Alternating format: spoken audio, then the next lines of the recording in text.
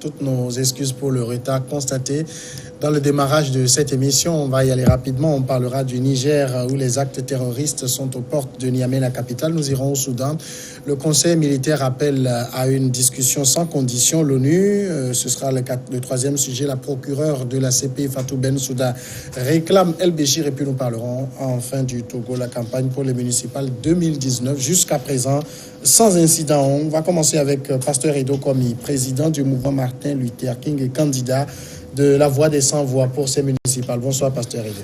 Oui, bonsoir Samuel, bonsoir à tous et à toutes, et bonsoir à mon frère Ismaël Tanko. Ismaël Tanko, acteur politique, nouvel engagement togolais, candidat également. Oui, candidat également. Dans quelle circonscription? Golfe 3. Golfe 3, merci d'avoir accepté l'invitation. Merci à toi aussi. Le Niger, pour commencer, 18 terroristes du groupe État islamique dans le Grand Sahara ont été tués lors d'une opération conjointe des forces armées nigériennes, françaises et américaines menée du 8 au 18 juin dans l'ouest du Niger, près du Mali, a annoncé jeudi le gouvernement du Niger, une importante opération conjointe dénommée Akonit, réunissant les forces armées nigériennes et la force française Barkhane avec le soutien des partenaires américains a été conduite du 8 au 18. Le bilan est côté ennemi, 18 terroristes neutralisés, 5 terroristes dont 3 Nigériens faits prisonniers selon un communiqué du ministère nigérien. De toute façon, Pasteur Edo, si ce communiqué a pour vocation à rassurer, ça montre quand même que le Niger n'est pas vraiment épargné. Non, ça n'étonne pas si les terroristes sont aux portes du Niamey. Les terroristes et leurs commanditaires ont une mission, déstabiliser l'Afrique, déstabiliser le Sahel. Et ils le font très bien. Regardez ce qui se passe au Mali, regardez ce qui se passe au Burkina, le Nigeria avec Boko Haram. Donc, vous savez, le Niger est un vaste pays. Et jusque-là, Niamey n'a pas encore connu de telle sorte d'attaque. Alors, si finalement les terroristes ont réussi, les djihadistes ont réussi à pénétrer Niamey, où il y a un fort cordon de sécurité à chaque niveau. Il y a les forces armées qui sont là, que ce soit au niveau des lieux publics, que ce soit des marchés. S'ils ont pu pénétrer, ils ont pu réussir à s'infiltrer à Niamey pour commettre cet attentat, cette attaque. C'est déjà, on sent la vulnérabilité de la capitale. Et ils ont tâté le pouls, juste un test pour voir s'ils peuvent réussir. Ils ont réussi, même s'il y a des djihadistes qui sont arrêtés. Vous savez, des communiqués, la plupart des temps, je me méfie avec des pincettes. Oui, il faut les prendre avec pincettes parce que les gens le font juste pour rassurer la population, alors qu'ils savent très bien que les djihadistes ont le déçu. Et là, ça commence pas à inquiéter cette affaire de terroristes. Et je vous dis que les terroristes, avec les armes qu'ils utilisent souvent, ce ne sont pas les armes que moi, comme Yedo, je leur fournis. Et des fois, ils sont même plus équipés que les États, que les armées régulières, les forces régulières. Et au même moment, on voit les forces occidentales qui viennent donc qui viennent se mettre en force tampon ou bien force de défense pour lutter contre le terrorisme. Moi, tout cela, ça me fait très mal. Ça me fait très mal. Et comme conséquence directe, comme cause, c'est le fait que les États, Niamey, c'est vrai quand même que le Niger, depuis un certain moment, on sent quand même qu'une démocratie qui s'installe au Niger. Il y a la tradition démocratique qui se perpétue, et c'est bon quand même. Mais vous savez, quand les pays dans lesquels il y a la démocratie, les Occidentaux, c'est-à-dire on sent quand même qu'il y a une stabilité. Vous voyez le Mali, ce qui est arrivé au Mali. Mali partait pour être quand même un exemple démocratique en Afrique. Mais voilà ce qui est arrivé. Donc, c'est pour dire que ça inquiète. Et comme solution, je ne saurais le dire. Mais ça craint fort quand même que la capitale soit attaquée. Ismaël Tanko, quand les terroristes arrivent à entrer dans la capitale d'un pays et à perpétrer des actes terroristes, pour eux, c'est quand même une grande victoire. Oui, bien entendu. Pour eux, c'est quand même une une grande victoire parce que la capitale est supposée être l'endroit dans le pays qui est le mieux protégé. Et si des terroristes arrivent à entrer dans cette capitale et puis à perpétrer des attentats, ils ont réussi en fait leur objectif, quoi. Et ça rend triste. Moi, je suis triste pour l'Afrique. Je suis triste de voir que dans tous ces pays-là, on a les terroristes qui ne cessent de gagner du terrain, qui ne cessent d'avancer. Et on se demande jusqu'où on ira, où est-ce que ça va s'arrêter, est-ce que ça viendra chez nous? Pas vraiment. C'est vraiment préoccupant, quoi. On n'est pas épargné, hein, à cette allure. Clairement, on n'est pas épargné. On a déjà appris qu'une vingtaine de djihadistes auraient été interceptés dans le Togo. On n'est pas épargé. Et on est là tranquille, mais à chaque fois quand on entend quelque chose comme ça, on se dit mais attends, est-ce que ça va péter chez nous demain, est-ce que ça va péter chez nous après-demain? Donc mais à la décharge peut-être des militaires, des forces de défense et de sécurité, c'est que le terrorisme ou le terrorisme, c'est pas une guerre conventionnelle, hein. C'est un individu lambda et difficile à identifier. Oui, exactement. C'est ça le problème. C'est ça le problème. Même moi, je peux devenir terroriste à n'importe quel moment. Il suffit peut-être qu'on m'ait endoctriné sans que personne ne sache. Un beau matin, je me lève, je prends des... Oui, le jour où on vous arrête... C'est là où les gens sont surpris. Attends, mais lui aussi. Donc, c'est ça même qui rend encore la chose plus compliquée parce que c'est pas une guerre conventionnelle. Vous savez que l'ennemi est là-bas. Vous savez que l'ennemi est là-bas, etc. Là, ici, par exemple, on a vu quand même une opération conjointe menée par l'armée nigérienne, française, appuyée par l'armée américaine. Ça montre quand même que nos armées elles-mêmes, prises isolément, individuellement, ne peuvent pas faire face. Oui, parce que, vous savez, comme je l'ai déjà dit, hein, parce que quand les Américains, quand les Français, autres, les forces étrangères viennent en appui à nos armées, ben, ils savent ce qu'ils font. Hein, ils font semblant de nous protéger. Ben, des fois, même ce qui les importe... Ils font semblant? Ouais, ben, ce qui nous importe, c'est les richesses minières, hein, qui les importent. Donc, il faut créer de toute façon, ils vont pas rendre leur service gratuit. Il faut créer une zone d'instabilité et en profiter. Et laisser le terroriste gagner du terrain. Bon, donc, mais ce que je constate, nos armées, au lieu d'être efficaces contre les invasions étrangères, font plutôt le zèle contre les citoyens. C'est ça le dommage en Afrique.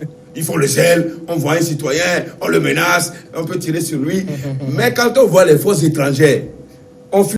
Et c'est ça, c'est dommage. Bon, pour l'opération conjointe dont nous parlons quand même, il y a eu 18 terroristes qui ont été neutralisés. Je rappelle que quand l'armée parle de neutraliser, c'est tuer. 5 ont été faits prisonniers, mais 0 mort côté militaire. Donc, ça, c'est une prouesse. Comme je l'ai dit, nous prenons toujours ces gens de communiquer avec beaucoup de pincettes. C'est de la diplomatie. C'est la diplomatie. Qu'on nous expose ces terroristes-là, des fois, on dit qu'il y a quand même des conventions, on ne peut pas les montrer pour qu'on puisse voir ces terroristes neutralisés. Mais bon, ce serait une prouesse. Et là, il faut féliciter l'armée nigérienne pour avoir réussi cette prouesse. Maintenant, qu'elle sache, que cette armée sache quand même que les terroristes sont au cœur de Niamey. Et quand ils repartent, ils reviennent justement, c'est là, Ismaël Tanko, la grande question. Surtout, si les 18 là sont vraiment neutralisés, j'avoue que ça va être... mais c'est là la grande question. C'est pas des gens, par exemple, qui vont venir, qui attaquent et qui se replient. Parfois, ils sont au milieu de vous. Et puis un jour, le voilà qui tire sur tout ce qui bouge autour de vous. Hein. Oui, exactement. Ils ont été préparés, ils ont été formés pour ça. C'est comme les militaires qui vont en mission d'infiltration. Ils savent bien faire. Donc, les djihadistes aussi, ils savent ce qu'ils sont en train de faire. Ils se préparent pour cela. Il suffit qu'ils disparaissent d'ici, mais dès qu'ils se fondent dans la foule, c'est fini, plus personne ne les reconnaît. Donc, ils peuvent se fondre dans la foule et puis rentrer dans une maison à côté, c'est fini. Il se change, il sort. Vous vous rendez compte que c'est un gars qui habite juste à côté ici. Il continue de faire ses activités comme si de rien n'était. Ce n'est peut-être que quand on le neutralise, qu'on se rend compte que, mais attention, il habite 125 rue Omik aussi, ou bien Hejranawe, ou bien XY zone, quoi. Dans ces conditions, quand on parle de renseignement, est-ce que c'est très efficace parce que le voisin ne savait même pas que cette personne avait été endoctrinée? Oui, bon, le voisin, lui, ne peut pas savoir parce que le voisin n'est pas entraîné, par exemple, pour détecter quelqu'un qui est endoctriné, etc. Donc, voilà, c'est difficile. C'est là où il faut que les services de renseignement soient très efficaces. Maintenant, c'est où la limite entre le travail des services de renseignement et la vie privée.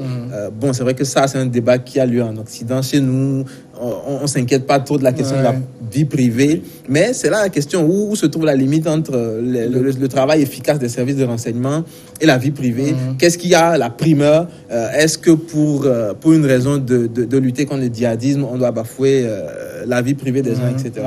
Donc c'est des choix qui sont difficiles à opérer, mais il est important que les services de renseignement fassent du bon travail afin de pouvoir détecter ces terroristes en devenir, ces radicaux, etc.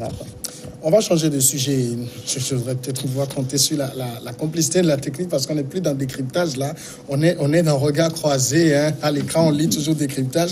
On va parler maintenant du Soudan où le Conseil militaire appelle la contestation à négocier sans condition. Le chef du Conseil de transition au pouvoir au Soudan a appelé mercredi les manifestants à des négociations sans condition, espérant renouer avec le dialogue qui s'est révélé impossible depuis la dispersion sanglante du sit-in de début juin, après plusieurs mois de manifestations qui ont mené à la destitution par l'armée du président Omar el-Béchir le 11 avril.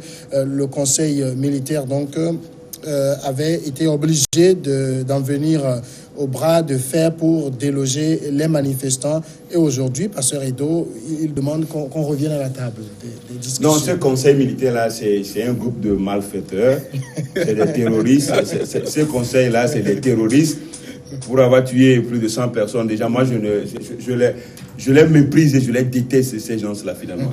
Non, je suis sincère. Pour avoir organisé ce massacre-là, et revenir demander, d'abord, présenter ses excuses, regretter ce qui s'est passé, pour avoir tué plus de 100 personnes, appeler maintenant à négocier sans condition. Ben, il faut que ces gens-là foutent la paix en Afrique, là. Ces militaires-là. Ben, bien sûr, sincèrement, je suis sérieux. Parce que je veux bien qu'ils soient des forces qui nous protègent contre l'agression extérieure, pour l'intégrité territoriale. Ben, quand ils se mettent en politique, depuis que Omar Béchir est parti, voilà ce qu'ils sont en train d'organiser. Parce qu'ils ont le soutien de l'Égypte et d'Arabie Saoudite, hein, dont les chefs d'État, le régime de terreur, hein, que ce soit en Arabie Saoudite ou l'autre là qui vient de tuer Mohamed Morsi. Qui vient de tuer, bien sûr. Qui vient de tuer. Vous avez vu, Erdogan a dit que... Erdogan, on le connaît aussi. Donc, ce conseil militaire-là, franchement, il faut les balayer, c'est eux là. Oui, mais justement, quand vous dites, il faut les amener. Quand vous dites, je suis d'accord que ce conseil. Qui est celui qui va balayer le conseil ici? Je suis d'accord que ce conseil militaire là répond de leurs actes à la CPI. On va en parler tout à l'heure. Plutôt que Béchir. C'est bonnet blanc. Finalement, j'ai plutôt de trucs pour Béchir que ces gens-là. Bon, qui sont venus parce que le peuple les a sollicités. Que nous en avons marre. Le peuple a manifesté et on les a demandé à venir au secours. Et ce peuple que vous êtes venus secourir, regardez ce que vous commettez comme massacre. Et maintenant, vous demandez à négocier sans condition. Alors qu'il y a des accords déjà qui avaient été déjà obtenus. Il y avait eu déjà des accords, des avancées. Ils avaient tout remis en cause après. Ils ont tout remis en cause. Bon, moi, là, de toute façon, ils se mettent en cause. Même les grandes guerres finissent autour d'une table. Donc, quel que soit ce qu'il y a eu, il faut revenir à la table de discussion. Bon, clairement, c'est vrai que les grandes guerres finissent autour d'une table, mais c'est vraiment pas sérieux d'organiser de tels massacres. C'est pas possible, c'est pas imaginable. On peut pas faire ça contre son peuple.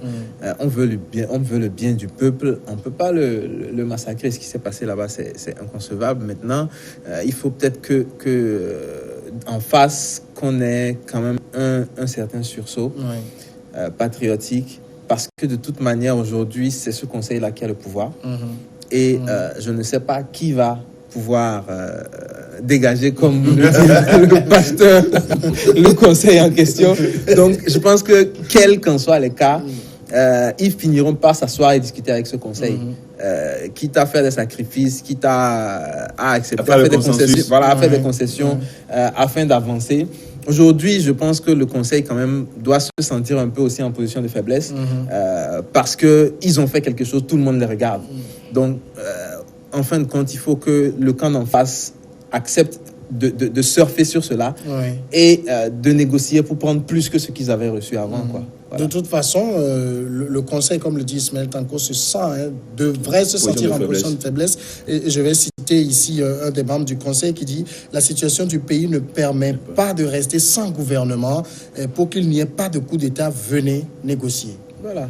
Donc, on les appelle. Oui, bon, c'est une amende honorable, mais c'est une manière de dire qu'ils sont conscients de ce qui s'est passé. Non, ce qui s'est passé, c'est horrible.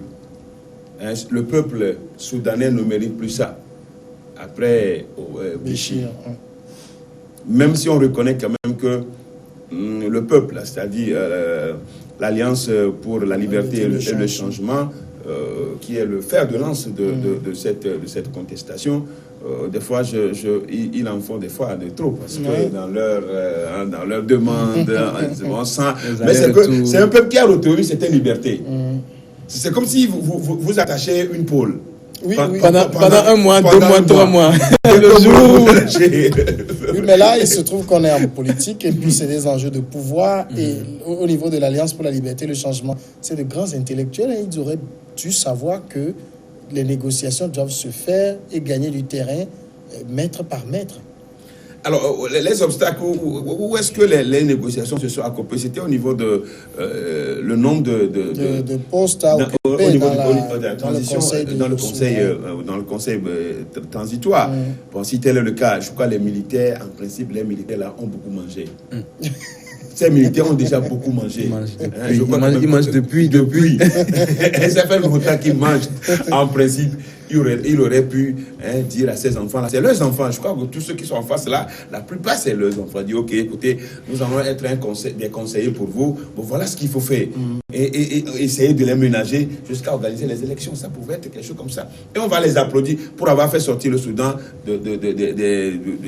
du tourment, des tourments. Mais voilà, là où on en est aujourd'hui. Et ça, on les regarde. Les plus de 100 morts là, une centaine de morts là, ça reste, ils ont le sang sur la main. Et l'histoire va toujours retenir cela, Et qui sait, avec les organisations internationales de droits de l'homme, pourquoi pas la CPI. Donc, moi, c'est pour dire que, vraiment, je dis ce qui s'est passé.